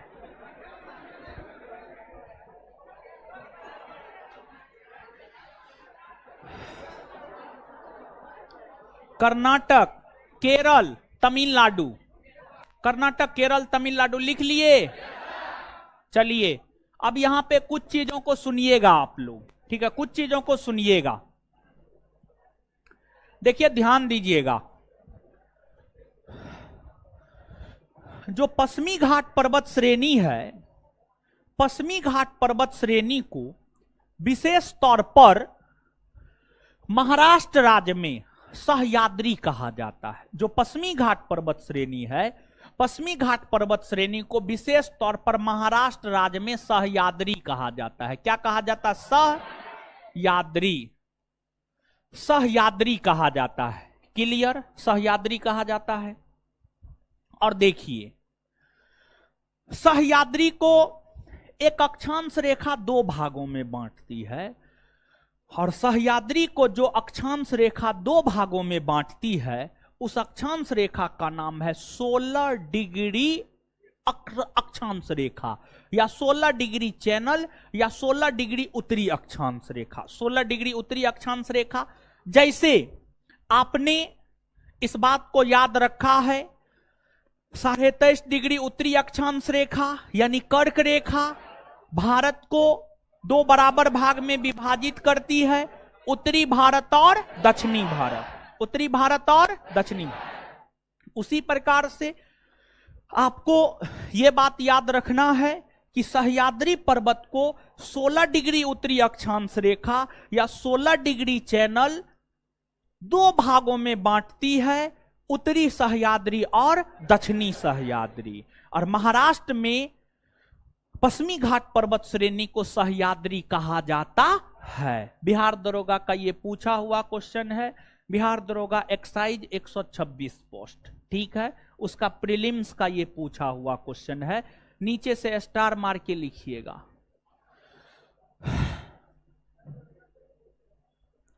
लिखिएगा, पश्चिमी घाट पर्वत श्रेणी को महाराष्ट्र में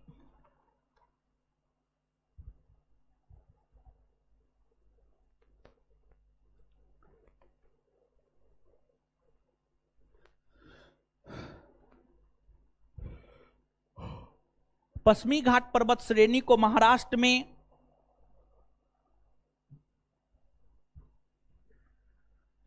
में सह्याद्री कहा जाता है, सह्याद्री कहा जाता है,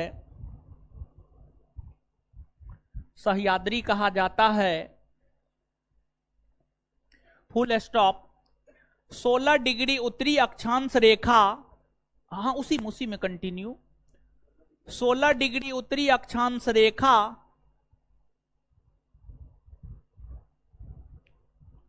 16 डिग्री उत्तरी अक्षांश रेखा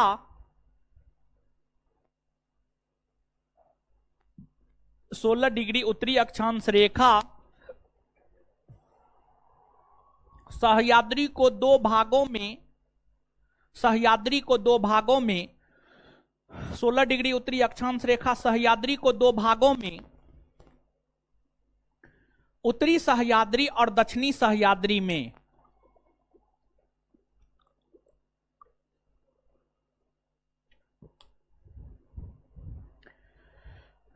उत्तरी सह्याद्री और दक्षिणी सह्याद्री में विभाजित करता है।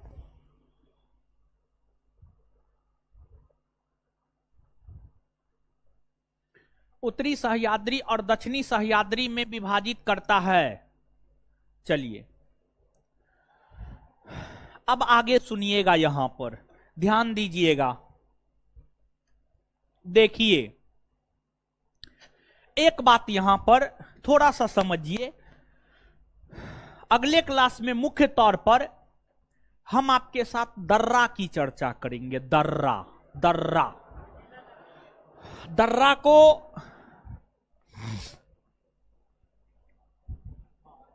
पास या गैप भी कहा जाता है।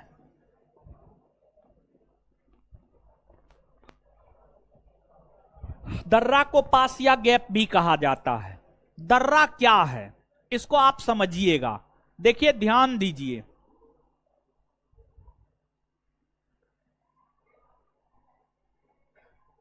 पर्वतीय मार्ग को एक लाइन में अगर दर्रा को हम परिभाषित करना चाहे ना, तो एक लाइन में दर्रा को परिभाषित किया जा सकता है इस रूप में कि पर्वतीय मार्ग को दर्रा कहा जाता है। पर्वतीय मार्ग को दर्रा कहा जाता है। देखिए पर्वत है, पर्वत समतल से ऊंचा होता है, धरातल से या समतल से ऊंचा होता है। पर्वत के एक भाग से दूसरे भाग को जाना है, तो पर्वत के एक भाग से, पर्वत के एक छोर से दूसरे छोर की यात्रा जिस मार्ग के माध्यम से हम करते हैं, पर्वत के एक छोर से दूसरे छोर की यात्रा जिस मार्ग के माध्यम से हम करते हैं उसी को दर्रा कहा जाता है। पर्वतीय मार्ग को दर्रा कहा जाता है।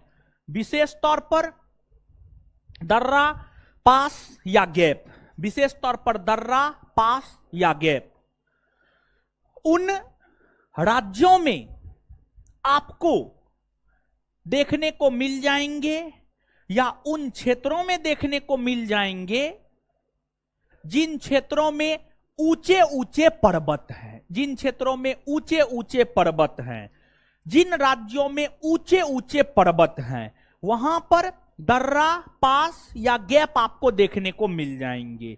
जैसे जो आपको पश्चिमी घाट पर्वत श्रेणी है, पश्चिमी घाट पर्वत श्रेणी के अंतर्गत जो पर्वत सब है, उस पर्वत की औसत ऊंचाई 1400 से 1500 मीटर है। उस पर्वत की औसत ऊंचाई 1400 से 1500 मीटर है। तो पश्चिमी घाट पर्वत श्रेणी के अंतर्गत कई सारे दर्रा आपको मिल जाएंगे। फिर आपको, अगर आप हिमालयी क्षेत्र में आएंगे, तो हिमालयी क्षेत्र में जो पर्वत सब है, उन पर्वतों की ऊंचाई तो औसत तौर पर 6000 मीटर से 6100 मीटर के आसपास में मुख्य तौर पर देखने को मिलता है। तो इसलिए इन क्षेत्रों में भी दर्रा, पास या गैप देखने को मिलता है। दर्रा, पास या गैप इन क्षेत्रों में भी देखने को मिलता है। सबसे ज्यादा दर्रा, पास या गैप आपको हिमालयी क्षेत्र में ही देखने को मिलेगा। हिमालयी क्षेत्र में ही देखने को मिलेगा। कश्मीर में, फिर जो है लद्दाख में, हिमाचल प्रदेश में, उत्तराखंड में, नेपाल में, अरुणाचल प्रदेश में, इन राज्यों में बथेरों दर्रा, मतलब बहुत अधिक दर्रा देखने को मिल जाएगा। जैसे आपको सिक्किम में नाथुला जेलेपला दर्रा, अरुणाचल प्रदेश में बोमडीला दर्रा, दीफू दर्रा, यांगयाप दर्रा, मणिपुर में तुजू दर्रा, उत्तराखंड में माना नीति लिपुलेख दर्रा, हिमाचल प्रदेश में रोहतांग, सिपकीला, बारालाचा, फिर लद्दाख में अघिल दर्रा, लानकला दर्रा, फिर कश्मीर में बुर्जिल दर्रा, बनिहाल दर्रा, पीर पंजाल दर्रा। तो कुल मिलाकर के तो बहुत दर्रा का नाम हम ले लिए, समझिए, बहुत सारा दर्रा का नाम ले लिए, लेकिन फिर भी कल के सेशन में जो है हिमालयी दर्रों को विस्तार पूर्वक हम आपको बताएंगे अगले सेशन में, कल नहीं परसों के सेशन में। तो आपको जो है यहाँ पे बहुत विद्यार्थी कंफ्यूज हो जाता है, कल सरे का क्लास है इसलिए हम बोल दिए नेक्स्ट क्लास में, मतलब परसों की क्लास में। तो हिमालयी क्षेत्र में दर्रा पास या गैप मिलेगा। उसी प्रकार से जो पश्चिमी घाट पर्वत श्रेणी है, पश्चिमी घाट पर्वत श्रेणी में भी दर्रा पास या गैप देखने को मिलेगा, क्योंकि पश्चिमी घाट पर्वत श्रेणी भी काफी इसके अंतर्गत जो है काफी ऊंचे ऊंचे पर्वत आते हैं। पश्चिमी घाट पर्वत श्रेणी के अंतर्गत जो है मुख्य तौर पर आपको महाराष्ट्र राज्य में और केरल राज्य में, महाराष्ट्र राज्य में और केरल राज्य में दर्रा पास या गैप देखने को मिल जाएगा। महाराष्ट्र राज्य में दो दर्रा पास या गैप देखने को मिलेगा, एक थाल घाट दर्रा और एगो भोर घाट दर्रा, एगो थाल घाट दर्रा और एगो भोर घाट दर्रा। तो देखिए ध्यान दीजिएगा, है आप लोग हल्ला काहे कर रहे हैं, है गुनगुना काहे रहे हैं, मुंह बंद रखिए, मुंह तोड़ देंगे हम, एक एक चाट मारेंगे सबको एक तरफ से, समझ गए, मुंह बंद रखिए।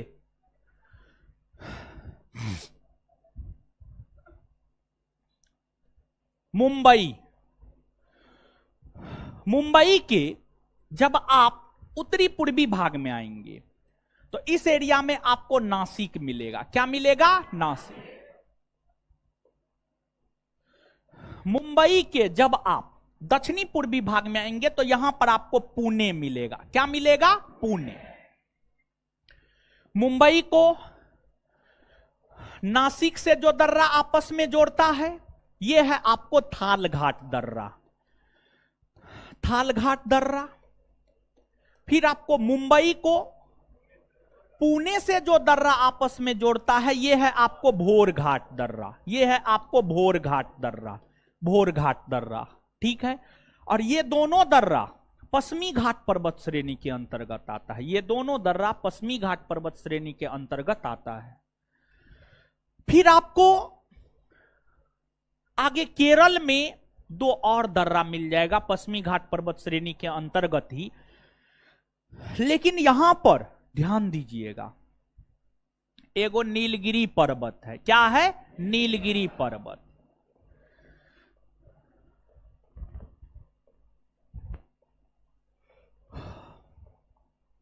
नीलगिरी पर्वत से जब आप नीचे जाइएगा तो अन्नामलाई की पहाड़ी मिलेगा। केरल और तमिलनाडु राज्य के सीमा पर अन्नामलाई की पहाड़ी, अन्नामलाई की पहाड़ी। फिर जब आप अन्नामलाई के पहाड़ी से दक्षिण जाइएगा ना तो इलायची की पहाड़ी या अंग्रेजी में कहे तो कार्डमम पहाड़ी मिलेगा, कार्डमम पहाड़ी। और जो कार्डमम पहाड़ी है भारत का सबसे दक्षिणतम पर्वत माना जाता है। प्रमुख पर्वतों में भारत के सबसे दक्षिणतम पर्वत कार्डमम की पहाड़ी यानी इलायची की पहाड़ी को माना जाता है। तो यहां पर आपको इलायची की पहाड़ी मिलेगा या कार्डमम की पहाड़ी मिलेगा, दोनों एक ही बात है, दोनों अलग अलग बात नहीं है।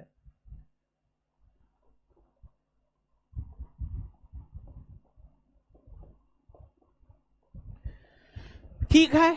अब देखिएगा यहां पर भाई जी लोग, एगो है सेनकोटा घाट दर्रा और एगो है पाल घाट दर्रा, एगो है पाल घाट दर्रा और एगो है सेनकोटा घाट दर्रा, ठीक है।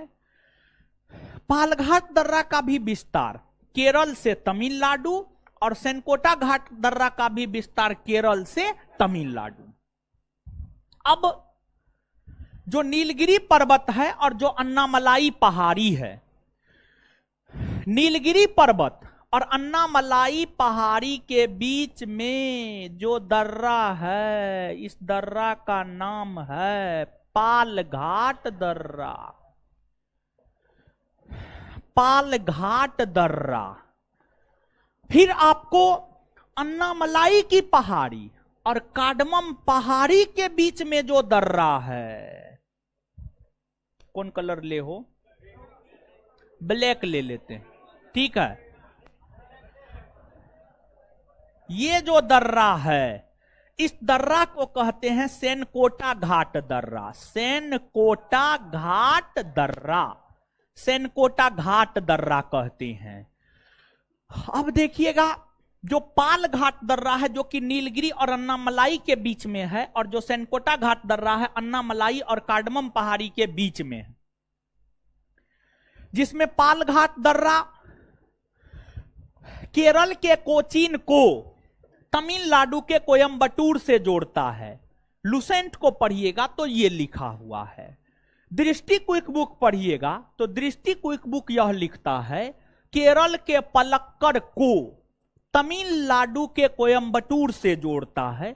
दोनों सही है, दोनों में से कोई भी गलत नहीं है। लुसेंट के अकॉर्डिंग पालघाट दर्रा कोचीन को कोयम्बटूर से जोड़ता है। दृष्टि क्विक बुक के अनुसार जो है पलक्कड़ को कोयम्बटूर से जोड़ता है।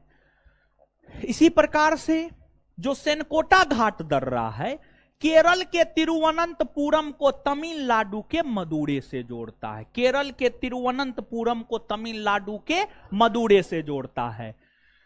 तो यहां पर 2-3 बात याद रखना है आपको। एक बात तो जो पश्चिमी घाट और पूर्वी घाट पर्वत श्रेणी है, उसमें पश्चिमी घाट पर्वत श्रेणी में दर्रा मिलता है, लेकिन पूर्वी घाट में दर्रा नहीं मिलता है। अब आपके मन में यह प्रश्न आएगा कि पश्चिमी घाट में मिलता है और पूर्वी घाट में क्यों नहीं मिलता है। पश्चिमी घाट में इसलिए मिलता है क्योंकि पश्चिमी घाट के अंतर्गत आने वाले पर्वतों की ऊंचाई ज्यादा है, पूर्वी घाट के अंतर्गत आने वाले पर्वतों की ऊंचाई कम है, इसलिए पूर्वी घाट में नहीं मिलता है, पश्चिमी घाट में मिलता है। पहली बात ये। दूसरी बात, पश्चिमी घाट पर्वत श्रेणी में कौन कौन दर्रा आते हैं, तो ये चारों का नाम ले लेना है। अगली बात, कौन दर्रा किस राज्य में है, इसको याद रख लेना है।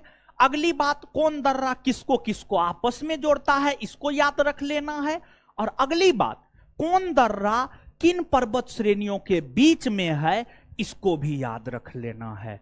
आशा करते हैं हर बात आपको समझ में आया होगा। अब नीचे से नोट डाउन करना प्रारंभ कीजिए। लिखिए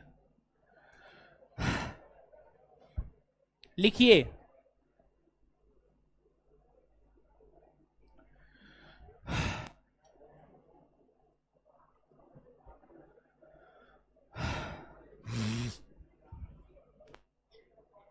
चलिए देखिए, एगो बात यहां पर एक बात से आगाह करवाते हैं। देखिए, ई वाला जो प्रश्न है कि पालघाट दर्रा किन दो पहाड़ियों के बीच में है और सेनकोटा किन दो पहाड़ियों के बीच में है, यह प्रश्न आज तक किसी कंपटीशन ने नहीं पूछा है, लेकिन आगे इसके पूछने की संभावना है। विद्यार्थी अभी तक इस पर ज्यादा जोर नहीं देता है, लेकिन हम आपसे रिक्वेस्ट करते हैं आप इस पर जोर दीजिए। ठीक है, यहां से प्रश्न पूछा जा सकता है, समझ गए। नीचे से लिखना प्रारंभ कीजिए। अब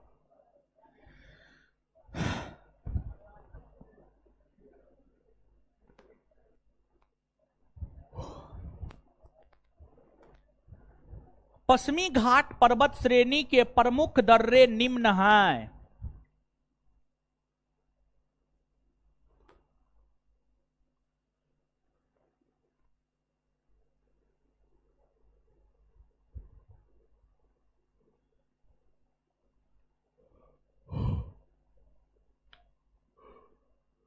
पश्चिमी घाट पर्वत श्रेणी के प्रमुख दर्रे निम्न हैं। एक नंबर में थालघाट दर्रा,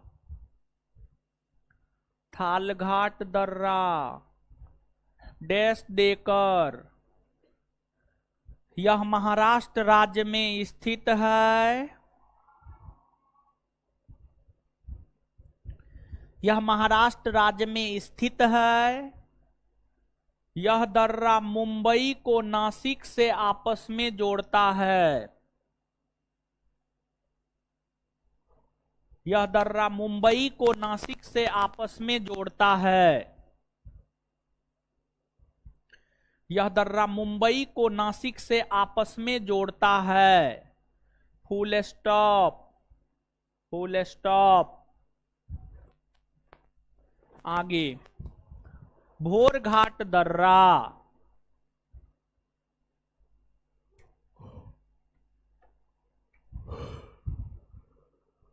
यह दर्रा भी महाराष्ट्र में स्थित है, यह दर्रा भी महाराष्ट्र में स्थित है, फुल स्टॉप। यह दर्रा मुंबई को पुणे से आपस में जोड़ता है,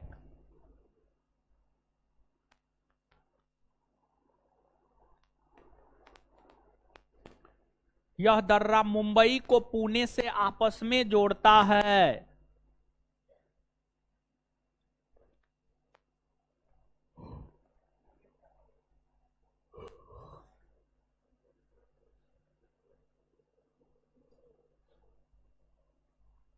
मुंबई को पुणे से आपस में जोड़ता है, फुल स्टॉप। अब नीचे से पालघाट दर्रा,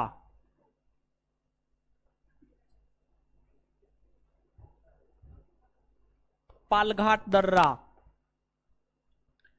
यह दर्रा नीलगिरी पर्वत और अन्नामलाई पहाड़ी के बीच स्थित है, यह दर्रा नीलगिरी पर्वत और अन्नामलाई पहाड़ी के बीच स्थित है,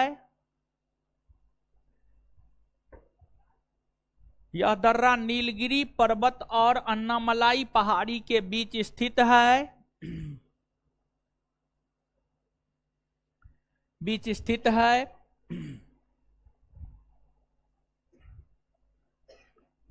यह दर्रा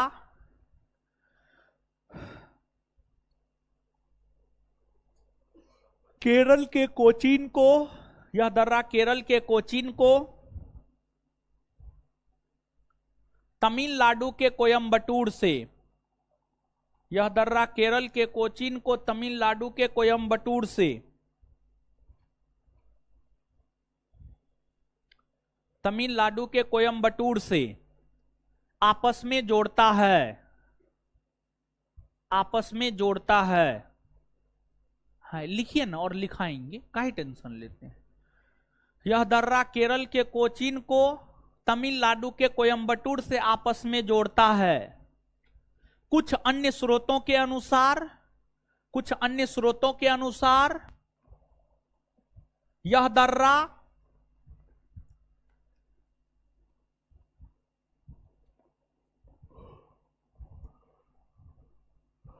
दर्रा केरल के पलक्कड़ को, केरल के पलक्कड़ को तमिलनाडु के कोयम्बटूर से आपस में जोड़ता है, केरल के पलक्कड़ को तमिलनाडु के कोयम्बटूर से आपस में जोड़ता है।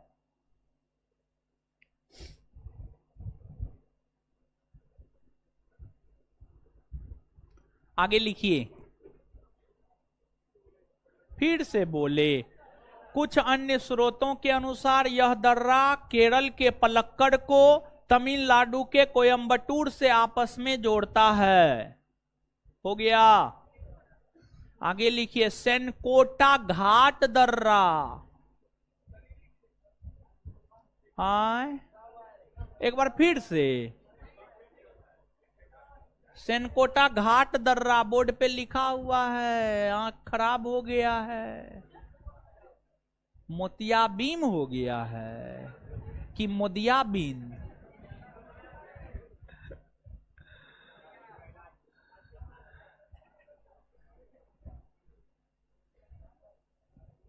मोदियाबिंद का मतलब क्या होता है जानते हैं? मोदी जी के भक्ति में इतना लीन हो जाना कि गरीबी बेरोजगारी नजर ही नहीं आए। एगो पेपर के कार्टून में दिया हुआ था ये, ठीक है। सेनकोटा घाट दर्रा लिखिएगा। यह दर्रा अन्नामलाई पहाड़ी और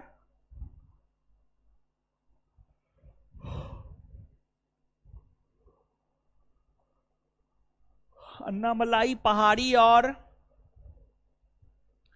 कार्डमम पहाड़ी के बीच स्थित है। कार्डमम पहाड़ी के बीच स्थित है। कार्डमम पहाड़ी के बीच स्थित है। यह दर्रा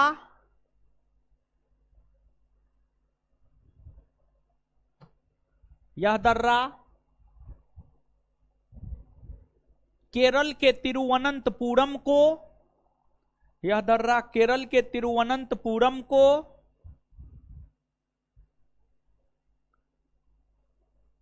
तमिलनाडु के मदुरै से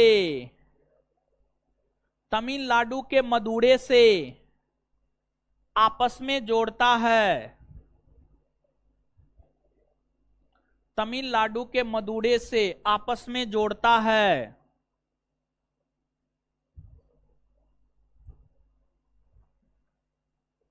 चलिए, है नहीं बोलेंगे बट कहां ध्यान रहता है। ठीक है, इतना लोग लिख लेता है, एक आध गो का ध्यान ही नहीं रहता तो खाक लिखेगा, समझ गए। चलिए अब आगे लिखिएगा, नीचे से स्टार मार के। भारत का सबसे दक्षिण पर्वतीय क्षेत्र,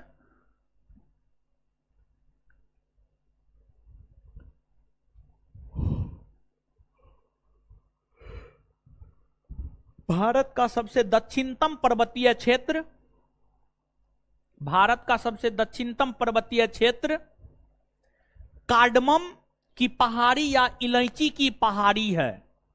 भारत का सबसे दक्षिणतम पर्वतीय क्षेत्र कार्डमम की पहाड़ी या इलायची की पहाड़ी है। कार्डमम की पहाड़ी या इलायची की पहाड़ी है। कार्डमम की पहाड़ी या इलायची की पहाड़ी है। Full stop. आगे लिखिएगा, पूर्वी घाट पर्वत श्रेणी, हेडिंग मारिए, पूर्वी घाट पर्वत श्रेणी।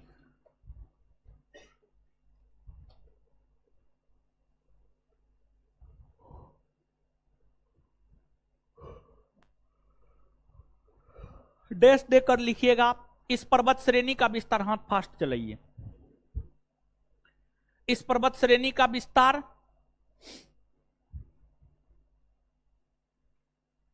भारत के 4 राज्यों में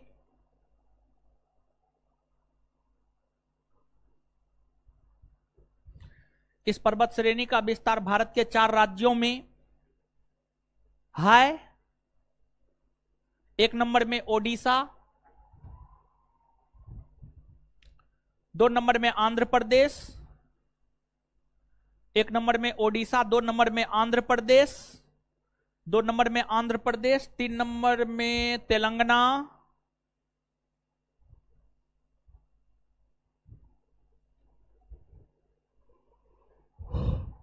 4 नंबर में तमिलनाडु।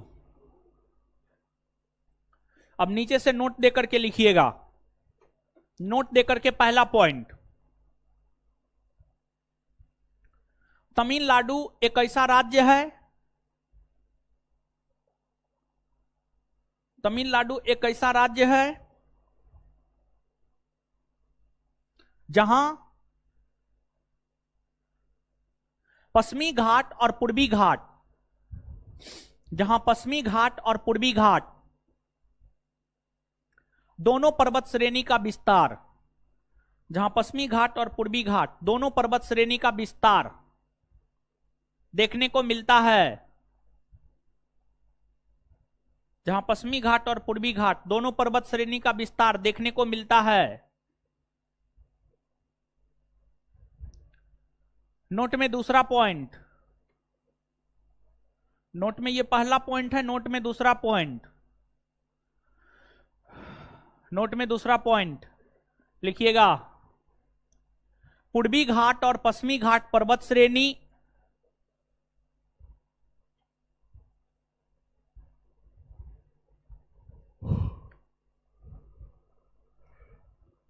पूर्वी घाट और पश्चिमी घाट पर्वत श्रेणी, पूर्वी घाट और पश्चिमी घाट पर्वत श्रेणी तमिलनाडु के नीलगिरी क्षेत्र में, तमिलनाडु के नीलगिरी क्षेत्र में आपस में मिलती है, तमिलनाडु के नीलगिरी क्षेत्र में आपस में मिलती है, तमिलनाडु के नीलगिरी क्षेत्र में आपस में मिलती है, तमिलनाडु के नीलगिरी क्षेत्र में आपस में मिलती है, फुल स्टॉप। नीलगिरी की सबसे, उसी में नीलगिरी की सबसे ऊंची पर्वत चोटी, नीलगिरी की सबसे ऊंची पर्वत चोटी दोदा बेटा है,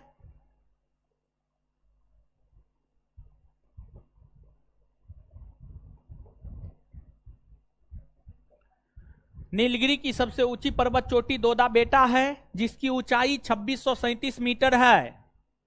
नीलगिरी की सबसे ऊंची पर्वत चोटी दोदा बेटा है जिसकी ऊंचाई 2637 मीटर है।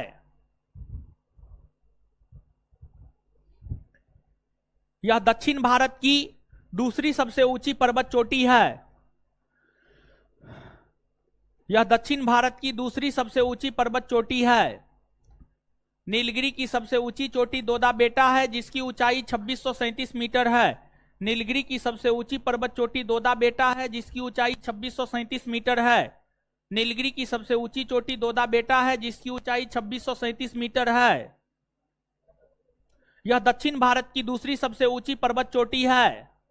यह दक्षिण भारत की दूसरी सबसे ऊंची पर्वत चोटी है। Full stop. नोट में तीसरा पॉइंट, नीलगिरी क्षेत्र में टोडा नामक जनजाति पाई जाती है।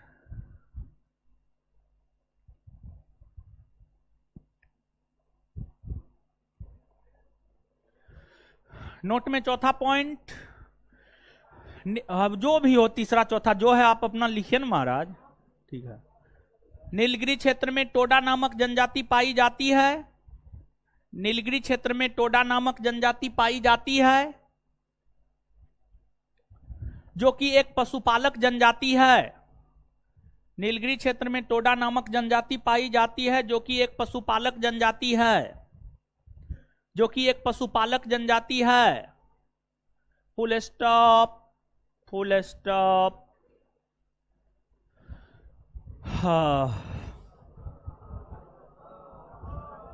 लिखिए। नोट में नेक्स्ट पॉइंट,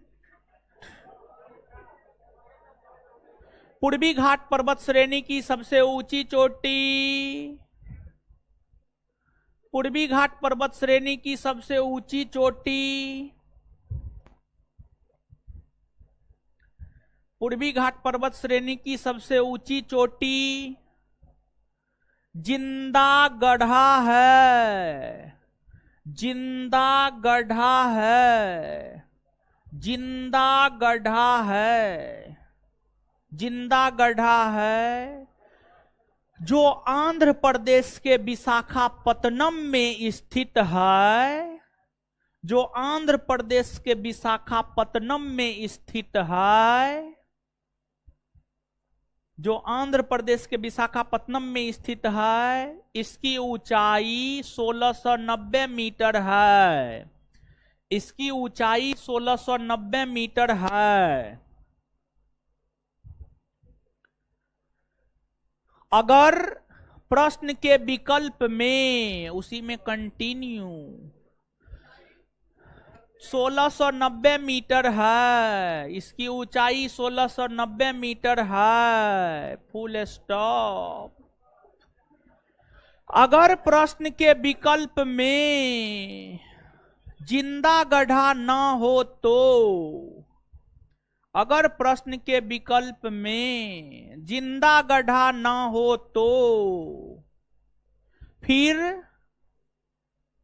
ना हो तो फिर पूर्वी घाट की सबसे ऊंची चोटी, तो फिर पूर्वी घाट की सबसे ऊंची चोटी ओडिशा में स्थित, तो पूर्वी घाट की सबसे ऊंची चोटी ओडिशा में स्थित महेंद्रगिरी को, महेंद्रगिरी को मानेंगे। महेंद्रगिरी को मानेंगे जिसकी ऊंचाई 1501 मीटर है, जिसकी ऊंचाई 1501 मीटर है। गांधी नहीं आता है वो, है बाबा नहीं आता है, बाबा नहीं आता है, बाबा पीछे में है बाबा। हाँ। बाबा को आप लोग जानते हैं, सब जानते हैं। आज तो नहीं जानते हैं, आप जानते हैं? आप में बाबा कहां, नजर कहां आ रहा है ना? पीछे में बैठता है, आता है। सुबह में तो देखते हैं, सुबह में देखते हैं, टेस्ट और में तो देखते हैं, ठीक है ना? शाम में भी आता है, पीछे में बैठता है बाबा, ठीक है। सुनिए, चलिए अब आइए, क्या करना है? आरती उतारना। आइए याद करते हैं, मेरे से मुंह तोड़ देंगे जो उठिएगा, समझ गए? एकदम कितना हड़बड़ी है इस सबको। क्या मनाएगा? मार फटा से ठीक कर देंगे, जिंदा गाड़ देंगे हम, ये सब बात बोलिएगा तो। विद्यार्थी है महाराज, पढ़िए लिखिए, फालतू चीज में मत पढ़िए, जीवन बर्बाद हो जाएगा। है सुनिए, पश्चिमी घाट पर्वत श्रेणी का विस्तार भारत के कितने राज्यों, कितने राज्य? 6 ना हो, पहला, दूसरा, तीसरा, चौथा, पांचवा, छठा। क्लियर? पूर्वी घाट का विस्तार कितने राज्य, कितना? पहला, दूसरा, तीसरा, चौथा। कौन ऐसा राज्य है जहां पर पूर्वी घाट पश्चिमी घाट दोनों का विस्तार? तमिल। पूर्वी घाट पश्चिमी घाट कहां मिलती है? नीलगिरी में ना, नीलगिरी में। नीलगिरी की सबसे ऊंची चोटी दोदा बेटा, और दक्षिण भारत की दूसरी सबसे ऊंची चोटी दोदा बेटा। दक्षिण भारत की दूसरी सबसे ऊंची चोटी, अब दक्षिण भारत की सबसे ऊंची पर्वत चोटी अनाई, अनाई मुदी की ऊंचाई 2695 मीटर। पश्चिमी घाट पूर्वी घाट नीलगिरी में मिलती है नो। यहां पर कौन जनजाति पाई जाती है? कौन जनजाति? टोडा ना हो, पशुपालक जनजाति है ना।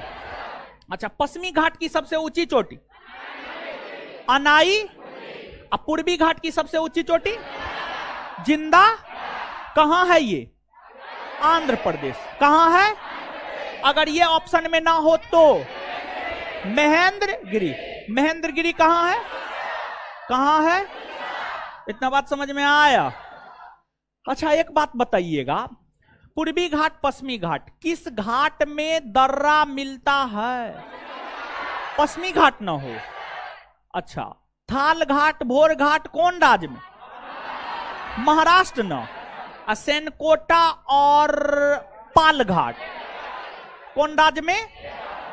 केरल में ना हो।